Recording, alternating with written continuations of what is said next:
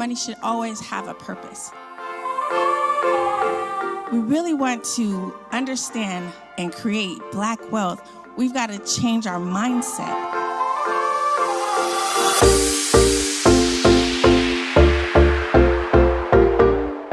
One of the important steps I had to take personally when I was attempting to change my financial reality was to connect with a financial professional.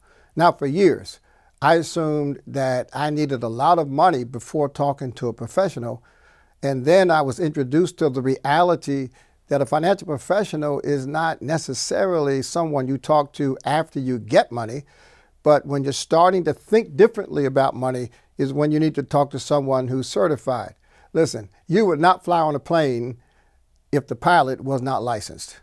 You can't even get your hair done unless your barber or your beautician has a license.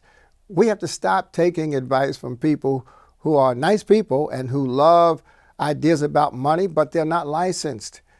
I want to introduce you to somebody who will not only teach you about insurance and money, but I think more importantly, give you a sense of the kind of person you will meet if you allow us to connect you to a financial professional.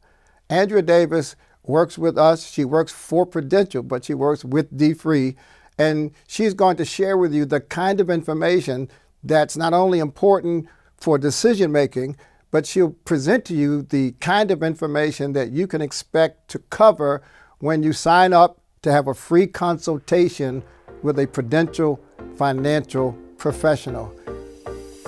Take notes, like, share, and subscribe if you haven't already, and be ready for a life-changing presentation from this dynamic financial professional. My name is Andrea Davis. I am a financial planner with Prudential.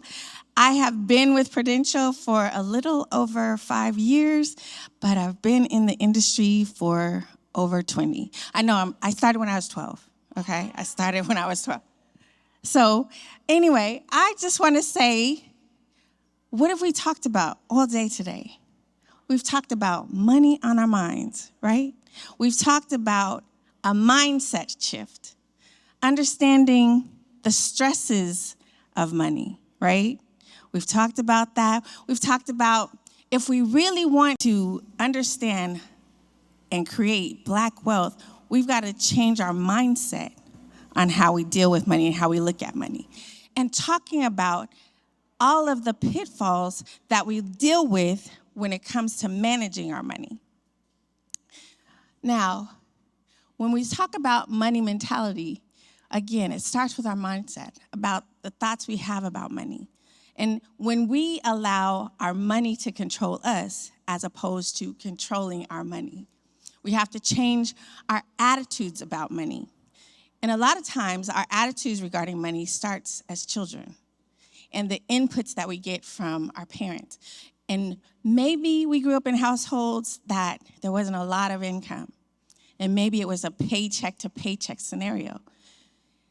What we have to remember, though, when you think about it, when our grandparents were around, I would say that they took the very little that they had and were able to build incomes and build homes and things like that. So we have to look at, well, how did they do that? How did that, whenever, I believe Dr. Soaries talks about how anytime they really needed money, he could go to his grandma and she would pull out a little bit and say, here you go. How was she able to do that when she was working for maybe 10 cents a day? We have to change the mindset of allowing our money to control us, and we control our monies. We've seen time and time again where we've been able to take nothing and make something. Let's take the something that we make and realize and understand how to pass it on.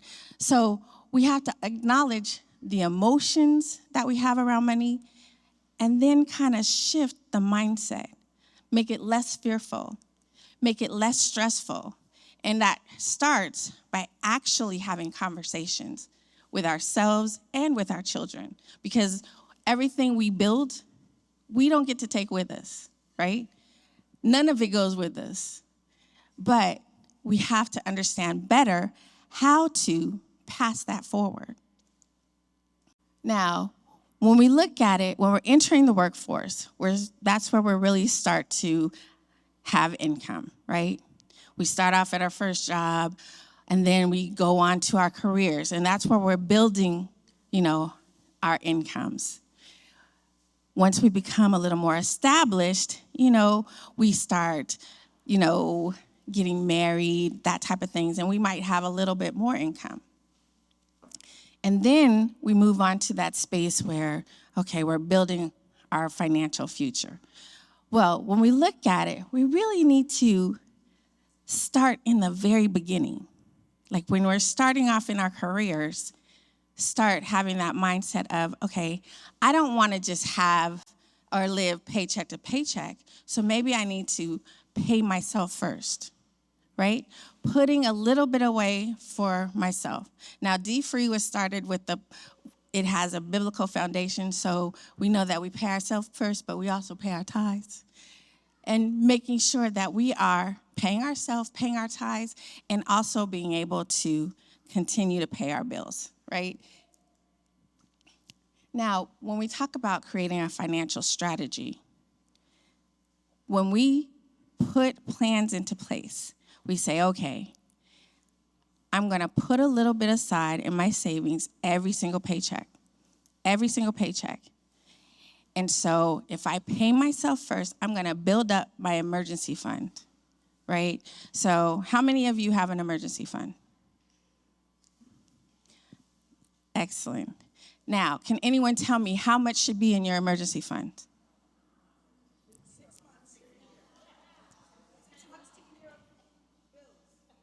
Exactly. Your emergency fund. Now, at first, when I was younger, I used to say, okay, I got $1,000 saved in my savings account. I'm good. But what I came to understand is that my emergency fund should be at least 6 months of my expenses. Now, how many of us know what our monthly expenses are? Very good. So if you know what your monthly expenses are, do you know how much 6 months of those monthly expenses will be in your savings? So if, say, hypothetically, you've got $5,000 in bills every month. So 6 months, that's $30,000 sitting in a savings account, right? $30,000. Now, we might say, that's a salary of some people. But if that's what you're spending each month, then you should have that, because that allows you to not use your income coming in when emergency happens. You dip into that emergency fund, and so you have it available. Or even if you should lose your job, you have funds that you can live off of in case of, I say just in case. So that's an important part about creating a financial strategy. Additionally, is once that financial or your emergency fund has been created, then what you want to then do is then you get to invest. Then you start making sure that your money is making money. So that emergency fund should be sitting liquid in a savings account or maybe a CD separate from your checking account, because you don't want to go back and forth. You want that someplace liquid, but not attached to your checking account, so that you're not kind of dipping into it. But then after your emergency fund is established, then you start taking that savings that you were putting aside and putting that into an investment. And that investment should be for both your long and your short-term goals, and whatever those might be. So how many of you have long-term goals? And how far out are your long-term goals? At least, 10 years, right. So when you're investing in a long-term goal, you're saying it's about 10 years out, at least. So I'm gonna put those, will we put those in a conservative savings account where we get 2 to 5%? No, we want those monies working for us. We want those monies in the market, so that you get the volatility of the market, but you also get the growth of the market. And you don't need those monies right away, because you've got 10 years out to allow those funds to grow. Now, achieving wealth and having riches, the two are very different. We talked about it earlier with Ash Cash saying, okay, if you want to be rich, keep working hard. Keep working hard. But if you want to be wealthy, make your money work for you. Now, you have to understand your cash flow, meaning what's coming in. What do you have coming in each month? If it's just your paycheck, then your paycheck. If it's other side hustles that you have, that is income as well. And then assign your money. Assign it to whatever those things might be. And we talked about the emergency fund. So assign your money. Your money should always have a purpose. Now, another thing that we have to look at is debt. Now, how many of us have credit card debt? Only a few? Oh, that's awesome. That is so awesome. We have to understand and know how to manage that debt. Sometimes everyone knows that you have a credit history, right? And your credit history determines how credit worthy are you. And how many of you have checked your credit scores lately, within the last year? Okay, great. How many of you have pulled your actual credit history, your credit report? Very good. So once a year, you should check your credit report. Have it pulled. You can go on to annual credit report, freeannualcreditreport.com, and get your credit report for free.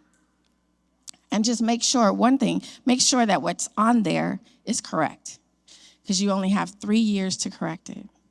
So if there's something on there that says you had, a credit card someplace and you know that it wasn't yours, you only have 3 years to make it correct.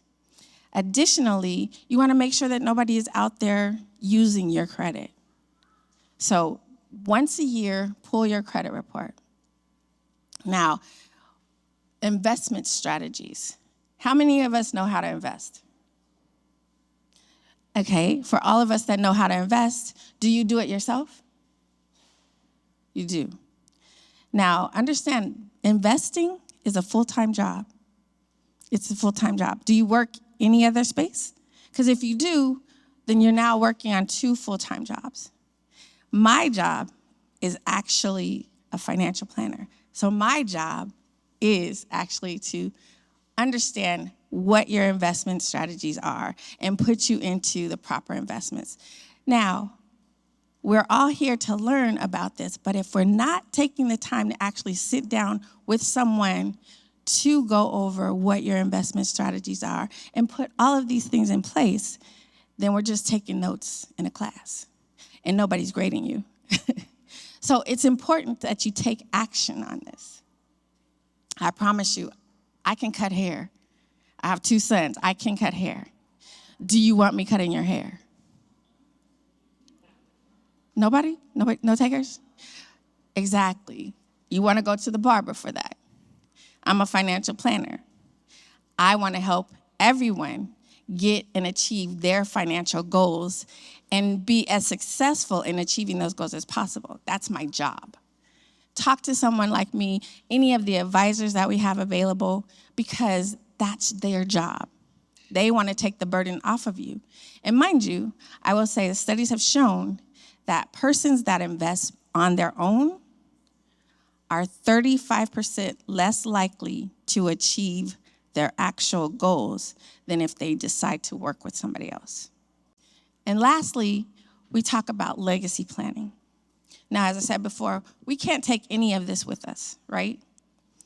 What we have to do is sit down and have conversations about who we want our assets to go to should anything happen to us.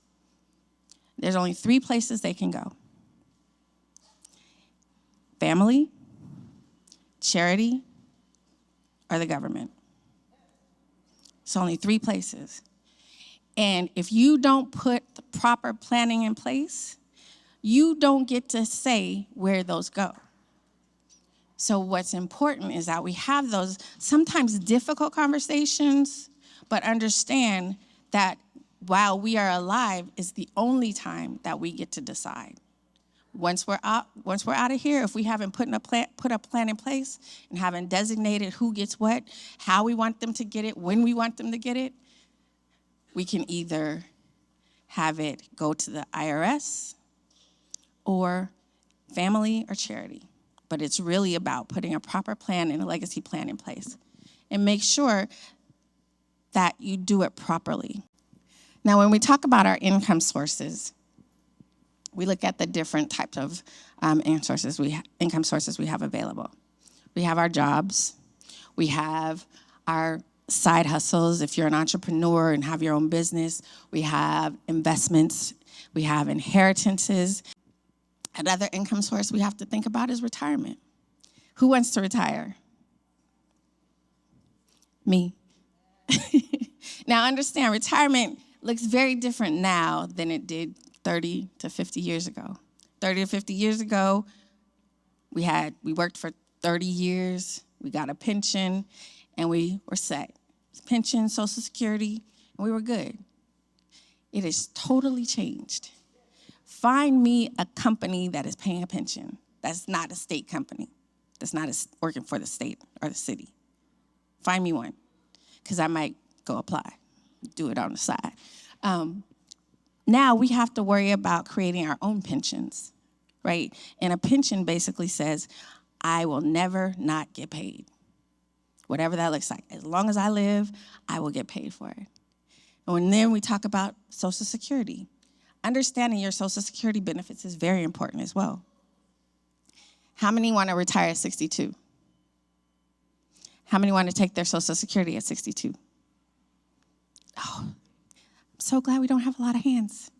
You want to understand very well how either beneficial or detrimental taking Social Security early is. The only way that you'll be able to do that is go onto SSA.gov and look at what your Social Security benefits will be taking it early versus waiting until your full Social Security age. And that can be something that you can go from maybe earning almost $500 more a month by just holding out till your full Social Security age versus taking it at 62. Saving strategies. I think we've talked about this already. We have to understand that if we want to achieve our goals, it requires intentionality. It's not just going to happen. We actually have to put the work in. We actually have to do the difficult task of maybe reining back our expenses, maybe understanding that we're not going to buy a new car every 3 years. As much as we like to, it might not be something that's in the cards because we have a bigger goal. Don't let the shiny things distract you. Let's look at what our goals, what your individual goals are, and be intentional.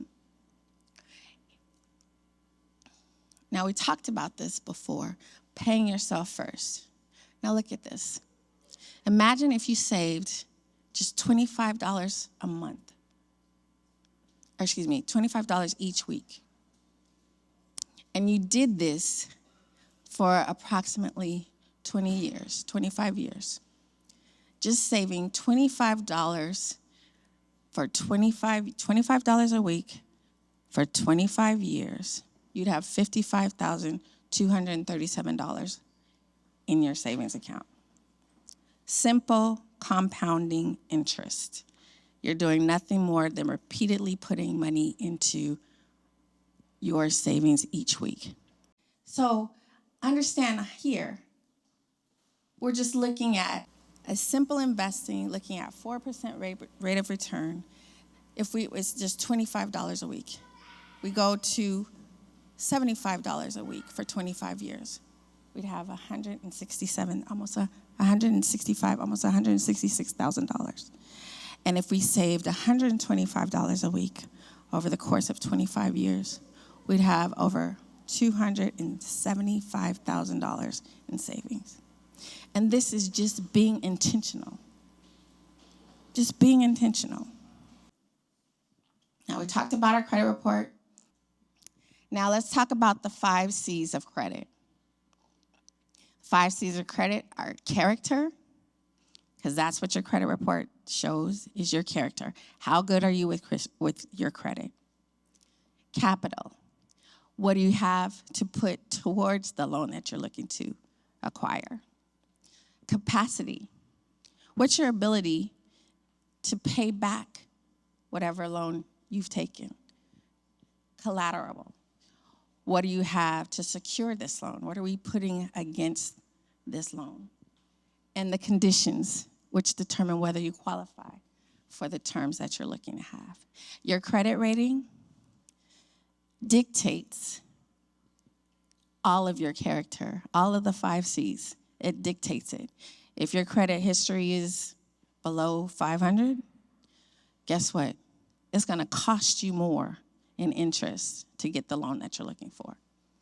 If your credit rating is 850, you tell them what you want. I want this like this. So that's the difference.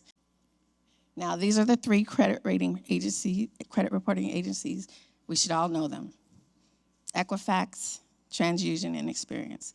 And again, go on to annualcreditreport.com to get your free credit history. You get to pull it once a year. It's free. If you ask them to give you your credit score, it's going to cost you. But you can sign up for creditkarma.com. They'll have it available. And often, your credit card companies and your banks will actually keep track of your credit report for you as well.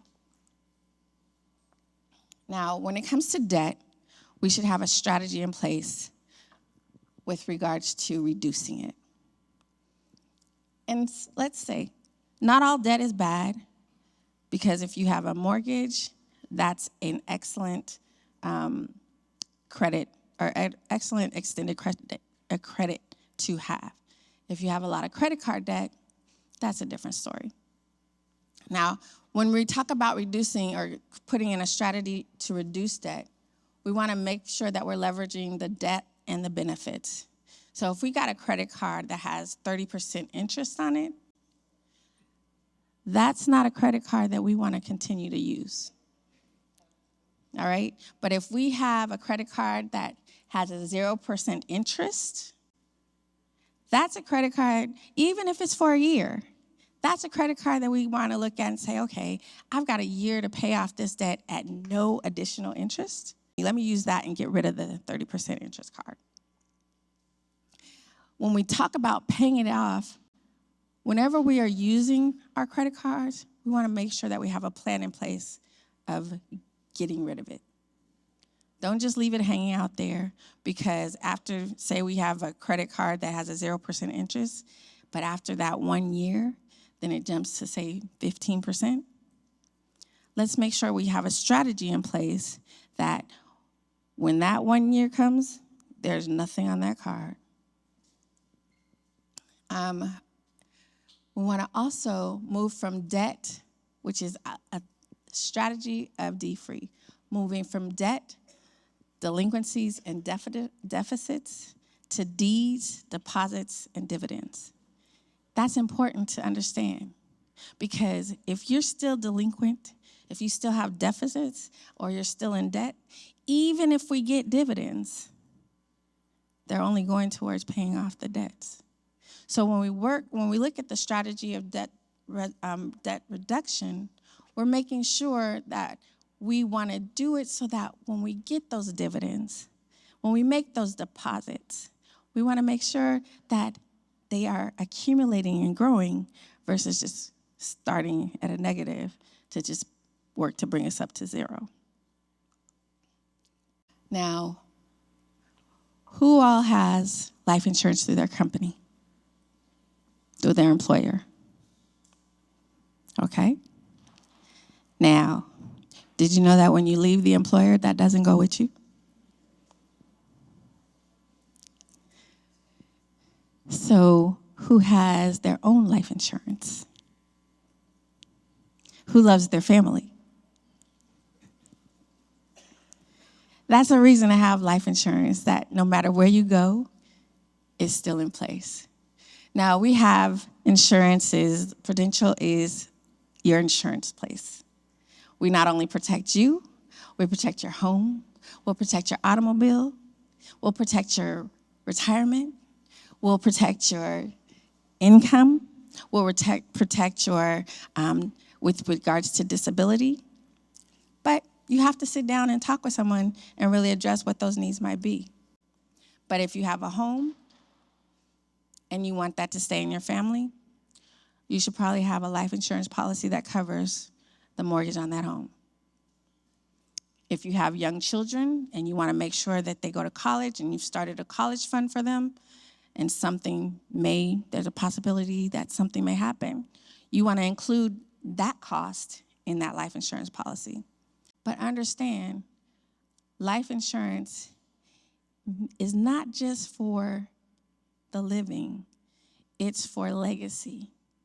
It's about making sure that we have the funds available to pass on to the next generation and to your children's children.